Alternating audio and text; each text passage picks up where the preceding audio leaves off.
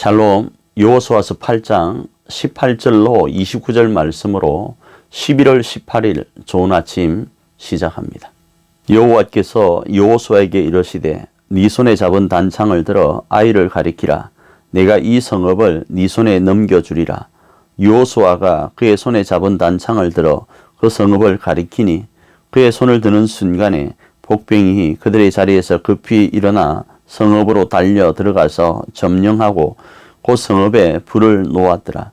아이 사람들이 뒤를 돌아본 적 그 성읍의 연기가 하늘에 닿은 것이 보이니 이 길로도 저 길로도 도망할 수 없이 되었고 광야로 도망하던 이스라엘 백성은 그 추격하던 자에게로 돌아섰더라.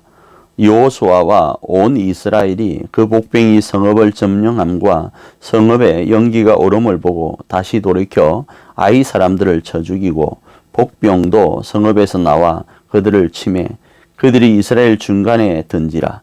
어떤 사람들은 이쪽에서 어떤 사람들은 저쪽에서 쳐 죽여서 한 사람도 남거나 도망하지 못하게 하였고 아이 왕을 사로잡아 여호수아 앞으로 끌어왔더라.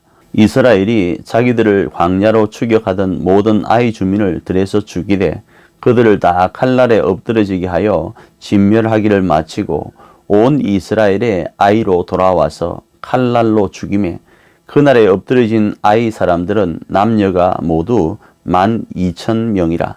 아이 주민들을 진멸하여 바치기까지 여호수아가 단창을 잡아 든 손을 거두지 아니하였고 오직 그 성읍의 가축과 노력한 것은 여호와께서 여호수아에게 명령하신 대로 이스라엘이 탈취하였더라.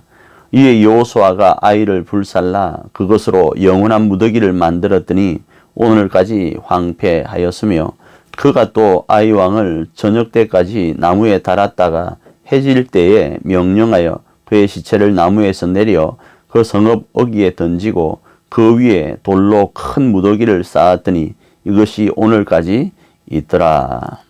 오늘 우리가 읽은 본문 말씀은 이제 이스라엘 백성들이 아이성을 완전히 점령하고 점령군으로서의 모습을 보이는 장면이 오늘 본문의 내용입니다. 그런데 이런 부분을 어떻게 우리의 삶 가운데 적용할까 이런 고민을 하게 됩니다. 왜 그런가 하면 여리고성도 마찬가지고 이 아이성도 마찬가지인데 하나님께서는 이스라엘 백성들로 이 두 성읍을 진멸하게 하십니다. 그리고 파괴하게 하십니다. 우리가 생각할 때는 성은 파괴하지 않고 이스라엘 백성들이 사용하면 되지 않겠습니까? 보편적으로 우리가 드라마나 역사 사극을 보면 그렇게 사용하고 있지 않습니까?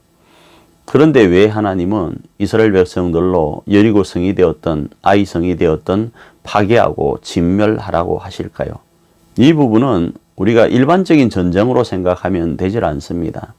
오늘 우리의 가정과 우리의 교회, 아니 우리의 마음 가운데 있는 가나안의 7 족속 중에서 진멸해야 될 대상이 있다면 우리가 월요일부터 살펴보고 있는 아간 같은 모습이 우리 가운데 있다면 그것은 잘라내어야 된다는 겁니다. 그 말씀을 하려고 하는 겁니다.